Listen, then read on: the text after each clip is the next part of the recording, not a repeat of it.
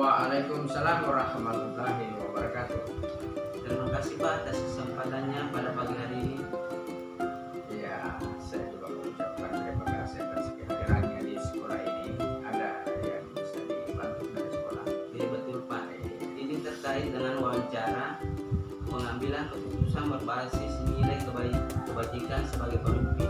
Ya, siap. Yang pertama di sini Pak, selama ini bagaimana Bapak dapat mengidentifikasi kasus-kasus yang merupakan dilema etika atau bujukan moral? Untuk mengidentifikasi moral, etika, dan moral, tentu kembali kepada guru-guru yang ada di sekolah. Jadi nanti dia melihat bagaimana moralnya itu anak-anak, bagaimana etikanya. Setelah itu kita sebagai kepala sekolah ini juga langsung melihat. Kalau ada misalnya moral-moral yang tidak baik, maka disampaikan kepada guru bersangkutan, tolong diingatkan itu supaya tidak berbuat yang tidak baik. Namanya sekarang ini banyak perbuatan yang melanggar hukum, yang kasus-kasusnya, jadi tolong disampaikan. Jadi kembali kepada guru masing-masing yang ada di sekolah ini untuk mengingatkan kepada anak-anak bagaimana anak itu bisa diperingatkan supaya tidak melakukan kembali apa yang telah dilakukan, yang perbuatan-perbuatan salah yang dianggap tidak benar. Saya kira itu biasa dilakukan di sekolah. Oh iya Pak, terima kasih. Selanjutnya di sini Pak, bagaimana Bapak menjalankan pengambilan keputusan di sekolah Bapak, terutama untuk kasus-kasus di mana ada dua kepentingan yang sama-sama benar atau sama-sama mengandung nilai kebajikan? Untuk mengambil suatu keputusan di sekolah, tentu bukan cuma kepala sekolah saja yang mengambil keputusan, tentu dihadirkan guru yang ada, dihadirkan ketua komite, sehingga kepentingan ini berjalan dengan baik. Karena kapan cuma sekolah yang kepala sekolah menentukan keputusan, maka otomatis mungkin ada yang mengatakan saya tidak cocok ini, maka kita undang dulu ketua komite untuk menyelesaikan persoalan-persoalan yang ada di sekolah itu, Pak. Itulah yang biasa dilakukan di sini. Oh iya. Selanjutnya di sini Pak, langkah-langkah atau prosedur seperti apa yang biasa Bapak lakukan selama ini? Langkah-langkah prosedur apabila terjadi sesuatu di sekolah ini, Pak, maka tentu kita melihat dulu dari sudut pandang apa masalahnya dan kenapa bisa terjadi. Setelah itu kita panggil apakah wali kelasnya yang bersangkutan. Setelah itu kita panggil anak-anaknya yang 2 orang ini. Setelah itu kalau masalah ini selalu naik tidak bisa selesai, maka kita panggil orang tuanya untuk duduk bersama menyelesaikan persoalan ini sehingga terjadi hubungan silaturahmi antara orang tua dengan orang tua, dengan anak dengan guru. Itu kita panggil dari gurunya yang bersangkutan. Luar biasa Pak. Selanjutnya Pak, hal-hal apa saja selama ini Bapak anggap efektif dalam pengambilan keputusan pada kasus-kasus dilema etika Pak? Dalam mengambil suatu keputusan itu tentu bukan dari pihak kepala sekolah saja. Nah, keputusan kepala sekolah tidak selamanya itu benar. Tentu membutuhkan yang namanya masukan-masukan dari guru. Dengan masukan-masukan dari guru ini kita sebagai kepala sekolah memilih oh ini yang cocok keputusan ini. Setelah ada itu usulan-usulan masukan, maka kita ramu bersama yang mana yang paling baik untuk menyelesaikan persoalan ini. Jangan setidak-tidaknya kepala sekolah semua ini yang harus kita lakukan, karena kita satu tim di sekolah ini, ada guru, ada komite dan sebagainya. Jadi bukan kepala sekolah menentukan, tapi keputusan bersama dengan guru-guru yang ada di sekolah, Pak. Itu yang biasa kita lakukan. Selanjutnya Pak, hal-hal apa saja yang selama ini merupakan tantangan dalam pengambilan keputusan pada kasus-kasus dilema etika Pak? Tantangan yang biasa dihadapi di sekolah apabila terjadi suatu dilema etika persoalan itu apabila ada hubungan famili antara guru dengan siswa, itu biasa menjadi berat. Sementara yang melakukan dilema ini adalah keluarga dari guru yang sebenarnya dia salah, makanya itu yang dilema. Makanya kita duduk bersama, kita ramu, kita berikan pengertian, pemahaman, karena kapan kita yang salah biar salah dijadikan benar, maka orang lain ini, orang yang satu pihak satu ini mengatakan kalau pantas dia benar karena makanya guru. Itu kita tidak lakukan. Kita lakukan yang secara bijaksana, yang saling menguntungkan antara satu dengan yang lain. Di sini butuhkan lagi koordinasi dengan guru kelas yang ada dengan yang dianggap yang bisa memberikan suatu masukan pada sekolah yang ada. Luar biasa sekali Pak. Ya. Selanjutnya Pak, di sini apakah Bapak memiliki sebuah jadwal tertentu dalam sebuah penyelesaian kasus terima etika, atau adakah Bapak langsung menyelesaikan di tempat atau memiliki sebuah jadwal untuk menyelesaikannya dalam bentuk prosedur seperti apa yang Bapak lakukan? Jadi untuk menyelesaikan suatu kasus itu tergantung dari kasusnya. Kalau kasusnya berat tentu kita jadwal.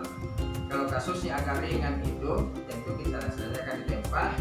Kalau sedang itu kita panggil anak, gurunya, wali kelasnya dengan anak itu kita selesaikan. Tapi kalau menyangkut yang lain yang melanggar hukum, maka tentu kita hadirkan orang tua dengan komite untuk menyelesaikan ini. Karena jangan sampai kita selesaikan dari pihak orang tua siswa merasa keberatan kenapa begini saya punya anak. Jadi dan tergantung dari masalah yang ada. Kalau agak berat kita hadirkan orang tua dengan komite, dengan guru-guru yang ada. Kalau yang biasa-biasa saja kita laksanakan di tempat saja, diberikan pemahaman kepada anak. Jadi tidak ada jadwal, tergantung dari persoalan-persoalan yang muncul di anak tersebut. Mantap Pak. Iya. Selanjutnya Pak, adakah seseorang atau faktor-faktor yang selama ini mempermudah atau membantu Bapak dalam pengambilan keputusan dalam kasus-kasus dilema etika?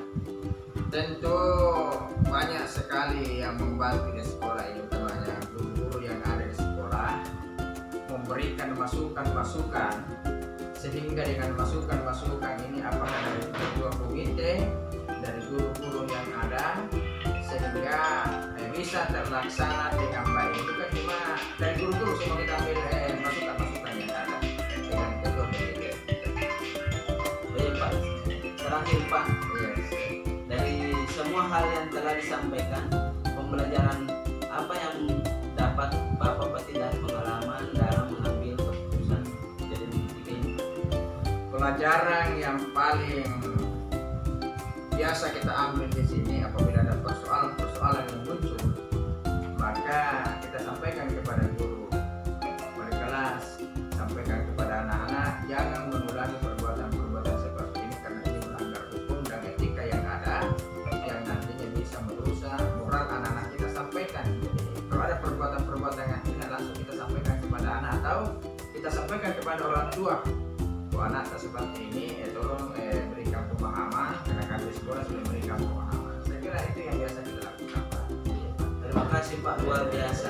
Saya juga mengucapkan terima kasih atas kehadirannya di sekolah kami di SD Terapan. Terima kasih. Demikian Pak wawancara kita pada pagi hari ini. Assalamualaikum warahmatullahi wabarakatuh. Waalaikumsalam warahmatullahi wabarakatuh.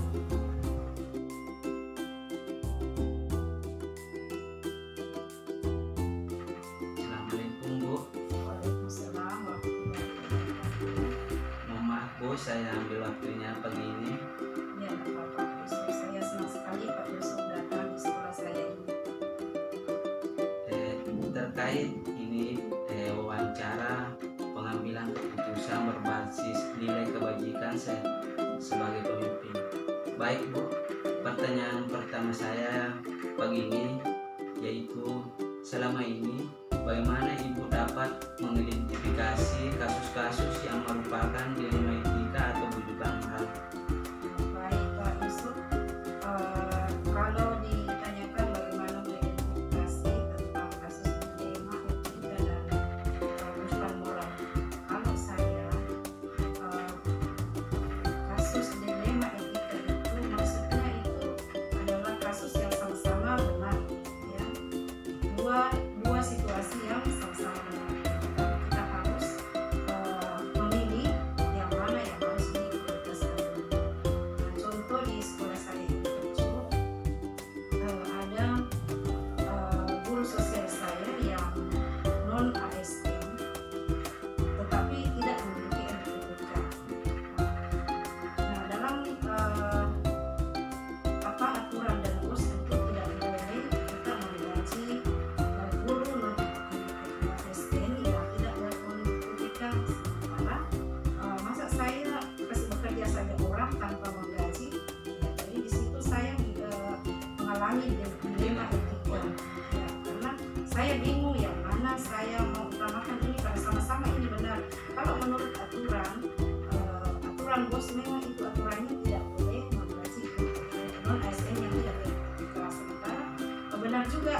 menurut saya ini masa dikasih bekerja tidak digaji. Jadi seperti itu namanya dilema etika moral. Sementara rujukan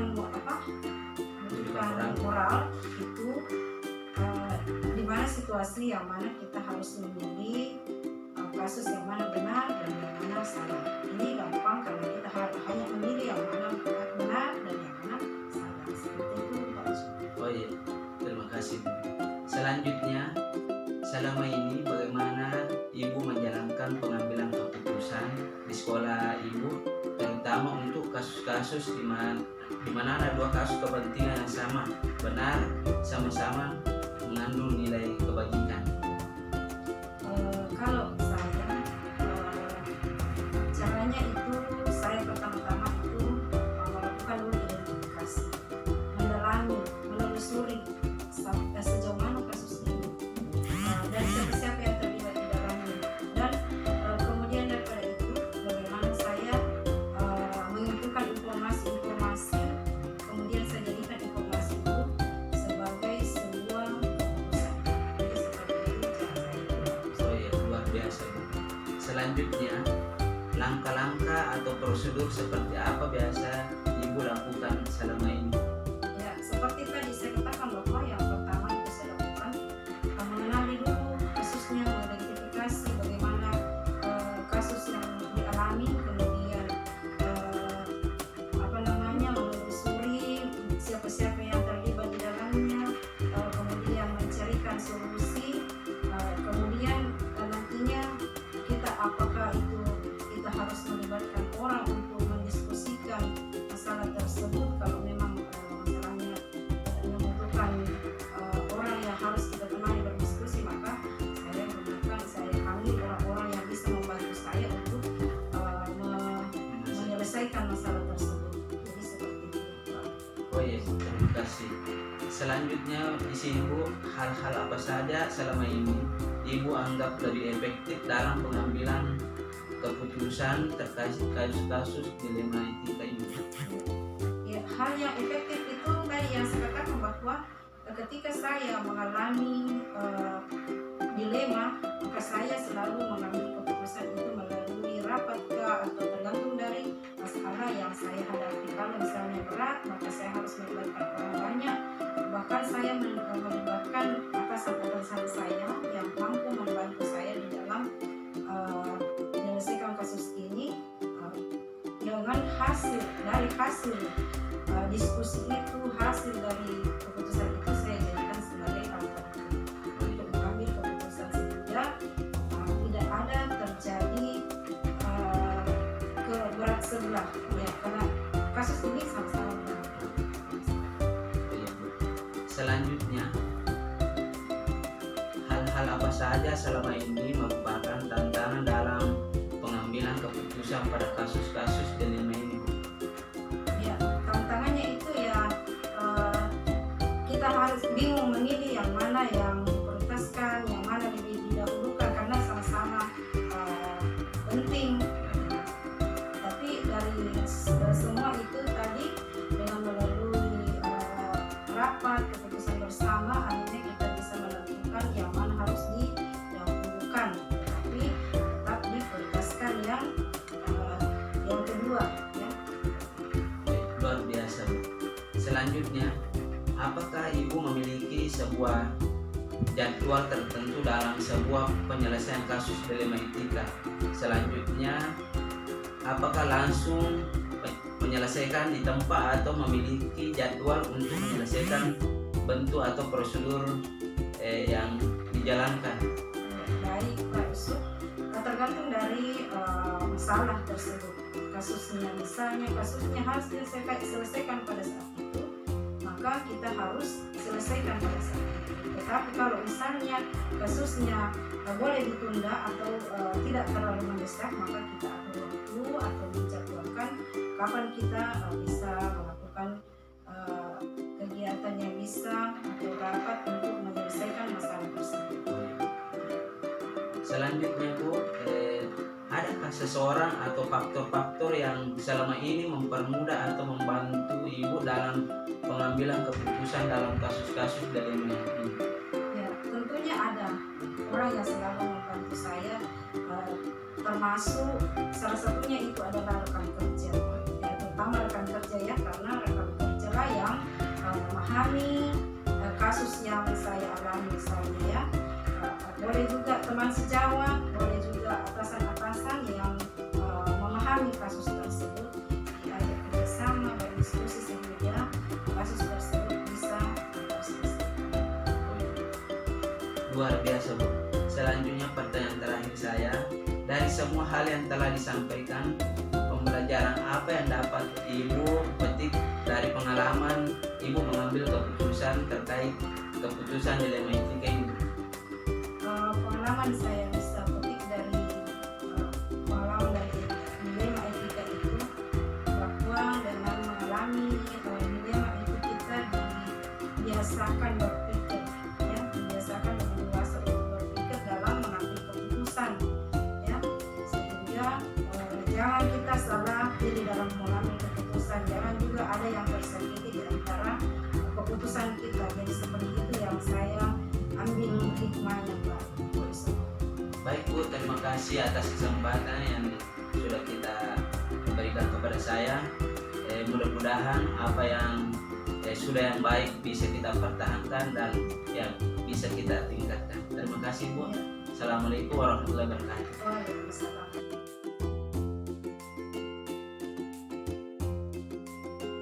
Assalamualaikum, Bu. Waalaikumsalam, Pak. Mohon maaf ini saya mengganggu. Saya ingin mewawancarai Ibu terkait dengan tugas saya sebagai guru penggerak, yaitu pada modul 3.1 terkait pengambilan keputusan terkait nilai-nilai universal sebagai pemimpin. Baik, Bu, pertanyaan pertama saya ini yaitu selama ini bagaimana Anda mengidentifikasi kasus-kasus yang merupakan dilema etika atau rujukan moral? Iya, pertanyaan yang luar biasa ya Pak. Dalam mengidentifikasi masalah yang saya rasakan di sekolah itu, sesuai dengan tadi pertanyaan Bapak, saya harus bisa membedakan antara dilema etika dengan rujukan moral, di mana saya harus melihat dari sudut pandang moral atau hukum, di mana apabila kasus tersebut melanggar hukum, maka sudah tentu benar lawan salah. Tetapi ketika masalah itu dikatakan benar lawan benar, tentu masalah itu merupakan masalah yang terkait dengan dilema etika. Oh iya, betul, Bu. Selanjutnya terkait pertanyaan saya yaitu selama ini bagaimana Anda menjalankan pengambilan keputusan di sekolah Ibu, terutama untuk kasus-kasus di mana ada dua kepentingan yang sama-sama benar atau sama-sama mengandung nilai kebajikan? Luar biasa, berat juga ya pertanyaannya Bapak ini. Untuk menyelesaikan itu Pak, masalah tersebut itu saya harus mengidentifikasi masalah-masalah yang terjadi itu dengan melihat dari sudut pandang dan mempertimbangkan masalah-masalah itu secara matang, supaya saya merasa saya tidak merugi dalam pengambilan keputusan itu, saya tidak merugikan orang lain, seperti itu Pak. Luar biasa, Bu. Selanjutnya, langkah-langkah atau adakah prosedur seperti apa yang biasa Ibu lakukan dalam pengambilan keputusan ini? Langkah-langkah yang saya lakukan itu, saya harus menentukan apa masalahnya. Setelah itu, siapa yang terlibat dalam masalah yang terjadi. Kemudian saya menanyakan kepada orang-orang yang berada di sekitarnya, yang berada di dekatnya. Tentu mereka tahu apa masalah yang terjadi, sehingga saya bisa menyelesaikan masalah itu dengan baik. Luar biasa, Bu.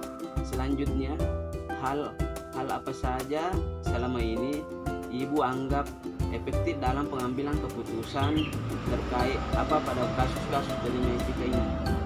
Menurut saya yang saya lakukan itu adalah saya menganalisis kasus-kasus yang terjadi.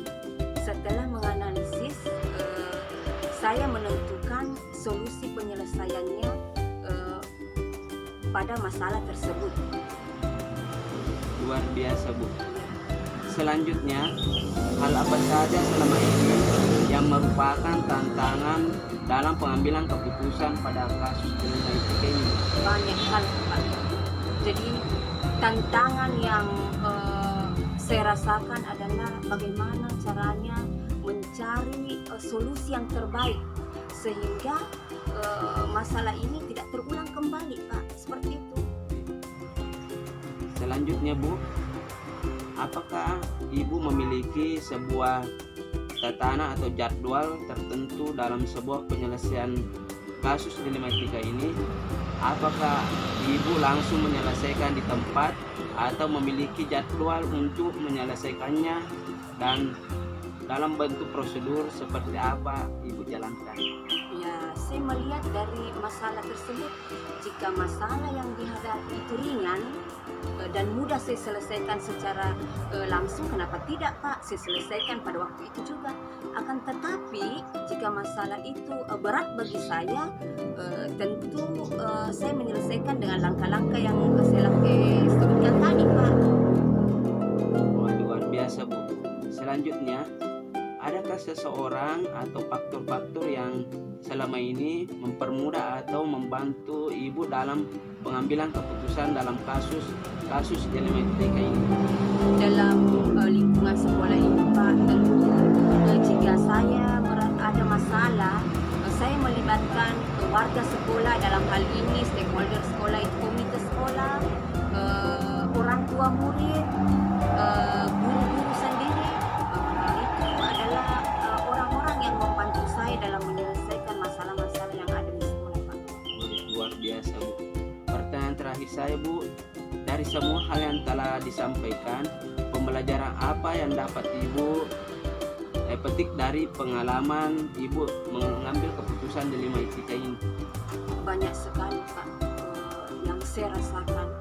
Tetapi salah satunya ketika saya banyak menghadapi masalah dan bisa menyelesaikan baik masalah itu baik saya sendiri maupun rekan-rekan, masalah-masalah murid itu sendiri, rekan-rekan di sekolah, saya lebih bijaksana. Artinya dalam mengambil keputusan itu, dalam menyelesaikan masalah itu, saya lebih mudah dan saya lebih bijaksana, dan saya memikirkan rekan-rekan yang lain supaya dalam penyelesaian masalah tidak ada yang merasa kecewa, tidak ada yang merasa dirugikan, sehingga saya lebih dalam arti saya lebih bijaksana daripada yang sebelumnya, Pak. Luar biasa, Bu. Terima kasih, Bu, atas wawancara ini. Ini merupakan pengalaman yang bisa menjadi acuan untuk saya ke depannya. Saya ucapkan terima kasih, Bu, atas kesempatan yang diberikan pada kesempatan ini.